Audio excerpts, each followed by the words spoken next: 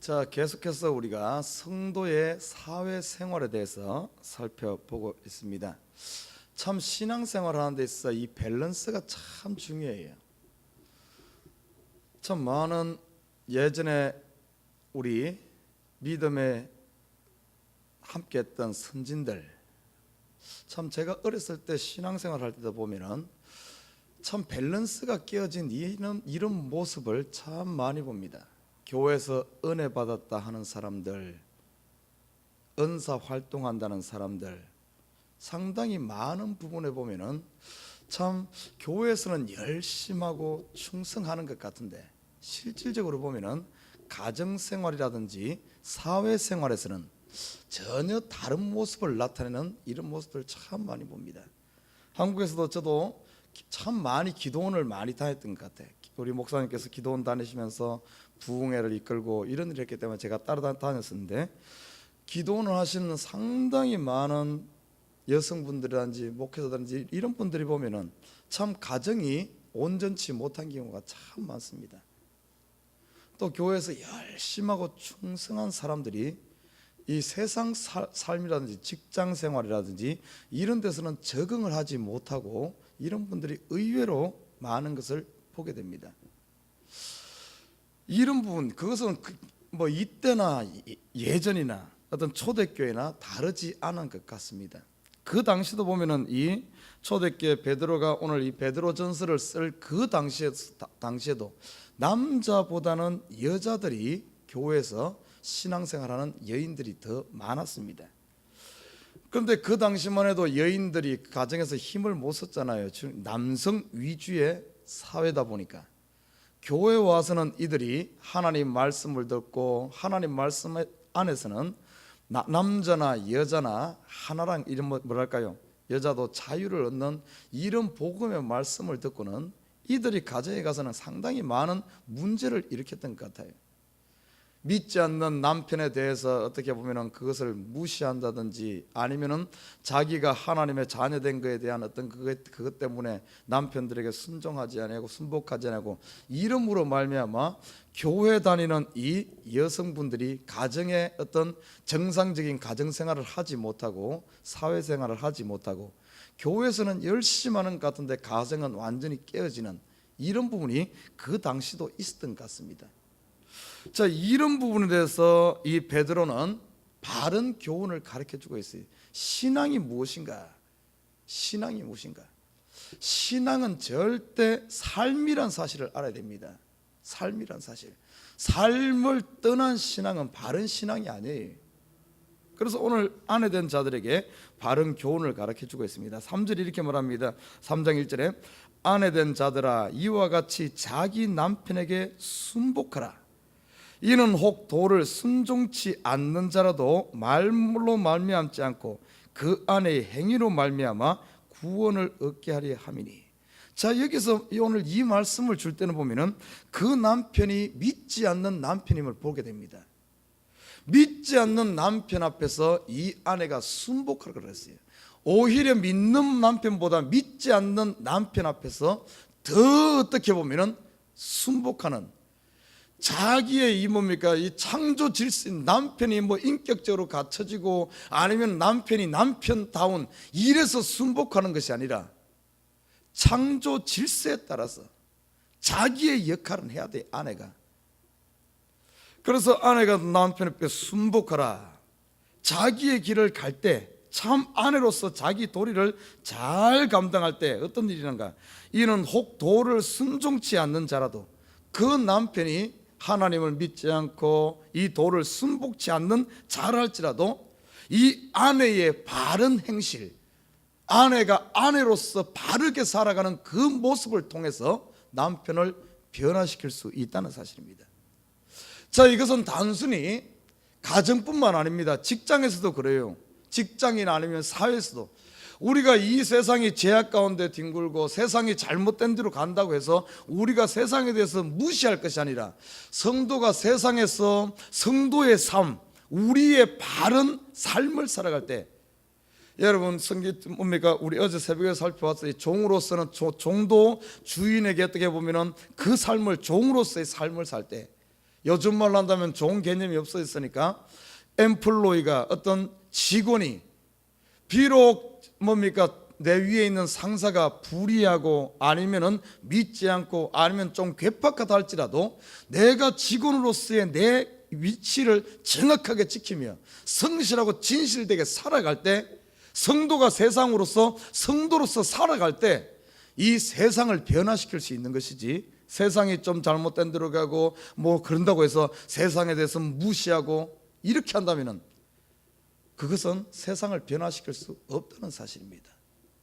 호랑이를 잡기 위해서는 호랑이 굴에 들어가야 돼. 그것처럼 세상을 변화시키기 위해서는 성도들이 세상 가운데서 바르게 살아갈 때 세상을 변화시킬 수 있는 줄 믿습니다. 남편을 변화시키기 위해서는 아내가 가정에서 아내로서의 역할을 충실히 감당하고 남편 말에 순복하면서 정말 바르게 살아갈 때 변화시킬 수 있다는 사실. 2절에 보십시오. 너희의 두려워하며 정결한 행위를 봄이라. 너희 단장은 머리를 꾸미고 금을 차고 아름다운 옷을 입는 외모로 하지 말고. 여러분, 이것을 왜 이야기한 줄 압니까?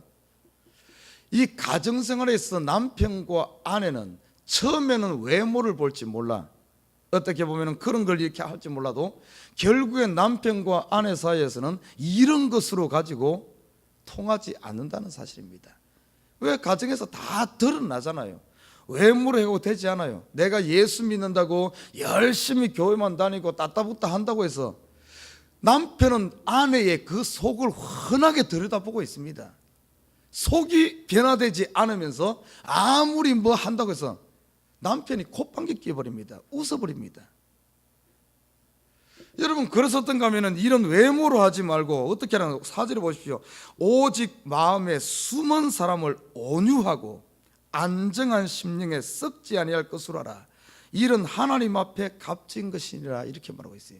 아내가 어떻게 해야 되는가, 가정에서 어떻게 생활해야 하는가 하면은 온유하고, 그 당시 보면은 예수 믿었다고 해서 아내가 나는 자유인이라 이래가지고 남편에 대해서 막 윽박지르고 남편을 무시하고 이래가지고 어떻게 가정이 정상적으로 되며 어떻게 남편을 변화시킬 수 있겠습니까? 그러니까 결국에 가서는 남편에게 오히려 얻어터지고 아니면 가정이 깨지고, 그리고 와서는 교회 와서 막 그러는 거예요. 그러니까 신앙을 어떻게 하면 반쪽밖에 못하니까 온전해야 되는데, 성도가 어떻게 보면 교회에서 신앙생활 하는 것이 가정과 사회에서 온전해야만 세상 가운데서 정인이 되고 빛을 발하는데 반쪽밖에 되지 않는 거예요. 그래서 세상에 빛이 되지 못하고 이렇게 되는 거예요. 그렇게 돼서는 안 된다는 겁니다. 그래서 외모로 꾸밀 생각 하지 말고 뭔가 하면 교회에서 훈련받고 하나님 말씀했으면 이 말씀을 어디에서 지키는가 하면 가정에서 지켜야 돼. 가정에서. 그래서 이 마음을, 우리의 마음을, 아내 된 여자의 마음을 어떻게 해야 되는가 하면 이건 단순히 아내뿐만 아니라 온 성도들을 향한 마음이죠. 온유하고. 여러분, 우리 마음을 한번 돌아보십시다. 여러분 가정에서 온유합니까? 여러분 마음 부드럽습니까? 여러분 세상 가운데 여러분의 마음을 온유함으로 유지하고 있습니까?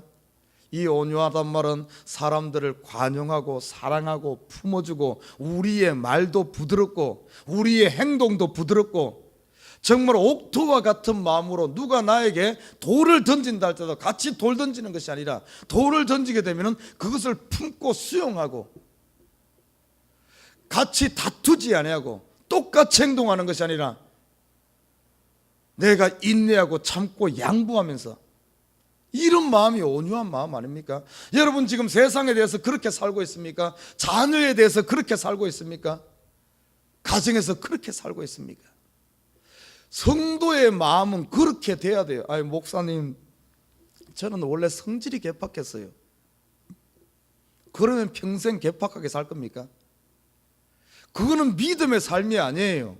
내 성질이 좀 그런다 할지라도 그것을 그리스도를 닮아가기 위해서, 예수의 성품을 닮아가기 위해서 우리가 이 예배를 통해서 나를 깨뜨리고 우리가 기도하면서 평생토록 우리가 예수 믿은 이후에는 믿음의 삶이란 게 딴 게 아니라 바로 그겁니다. 내 성질 바꾸는 게 바로 이 믿음 생활이에요.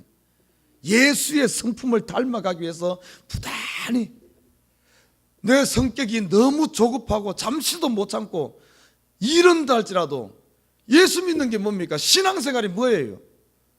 바로 인내하면서 그것을 쫓아서 그리스도를 쫓아가는 게 그게 바로 신앙생활 아닙니까? 뭐 헌금하고 예배하고 전도하고 이게 신앙생활이라고 생각하면 착각하지 마십시오.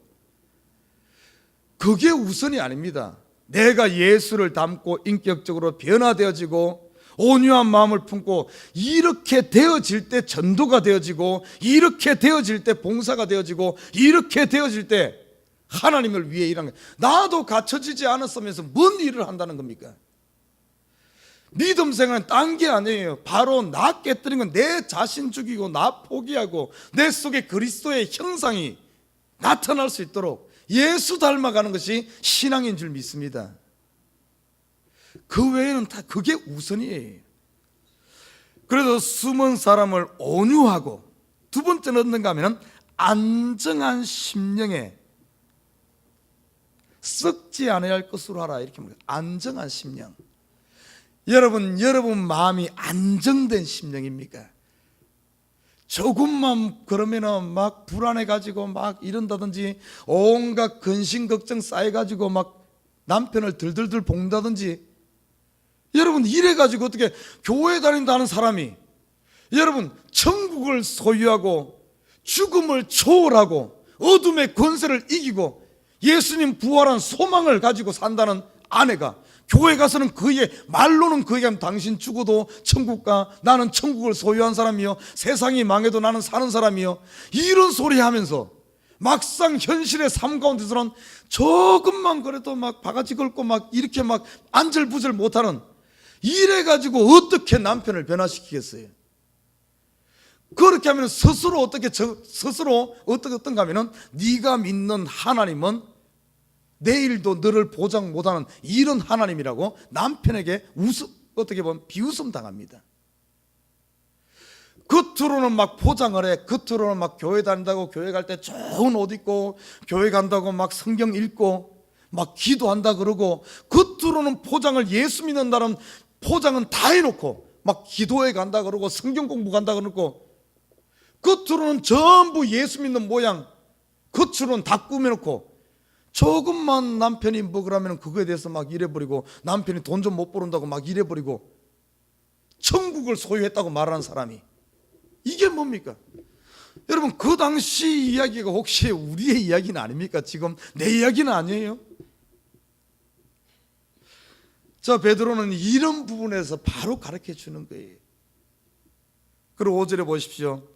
전에 하나님께 소망을 두었던 거룩한 부녀들도 이와 같이 자기 남편에게 순복함으로 자기를 단장하였나니 사라가 아브라함을 주라 칭하여 복종한 것 같이 너희가 선을 행하고 아무 두려운 일에도 놀라지 아니함으로 그의 딸이 되었느니라.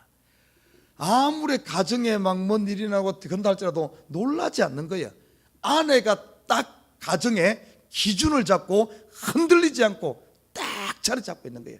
남편이 직장이라도 아내가 벌벌벌 그러는 것이 아니라 아내가 딱 두려워하지 않고 마음을 딱 안정되게 하고 남편을 위로하는 거야. 여보 걱정 마, 하나님이 우리를 내가 기도할게.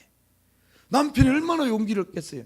자녀가 좀 공부 못한다고 해서 막 그거에 대해서 막 그런 것이 아니라 딱 두려움 없이 안정되게. 가정의 중심은 아내입니다. 아내. 그래서 안사람이라 그러잖아요. 남편을 바깥 사람이라 그러고 안사람이 바로 서 있으면은 남편이 어떻게 간다 좀 한다 할지라도 가정이 딱 섭니다. 가정이 있어요. 그래서 우리말에도 그런 말이 있잖아요. 남편은 아내 하기 나름이다고. 아내가 마음이 온유하고 자기를 딱 단장해서 흔들리지 않고 딱 있게 되면은 남편이 섭니다. 남편을 키워주고 자녀들을 키우고 딱 가정의 중심이 잡. 겉으로 보기는 남편이 중심 잡는 것 같지만 실질적인 중심은 누가 잡는가? 아내가 잡는 거예요. 여러분 그 가정이 잘 되고 못 되고 남편 핑계 댈 게 아닙니다. 아내에게 달렸어. 성경 가르치는 원리입니다. 지혜로운 여성은 가정을 세우는 거예요. 잠언에서 그 이야기 하잖아요. 돈 잘 버는 남편이 가정을 세운다 이렇게 말하지 않잖아요. 남편이 성공한 남편, 능력 있는 남편이 가정 세운다 이야기하는 말이 한마디도 없습니다.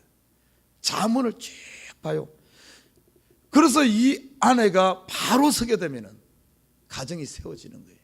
특별히 어떻게 보면 그 당시에 이 아내들이 참으로 많은 여성들이 예수를 영접하고 예수 믿는 이 아내들, 참으로 성경의 원리로 돌아가서 바른 신앙생활은 다른 게 아니라 바로 가정에서부터 남편에게 순복하고 자기 자신을 온유함으로 두려움 없이 속사람을 강건하게 하는 참된 믿음을 소유해서 그것을 행동으로 가정에서 실천할 때 가정이 견고해지는 줄 믿습니다.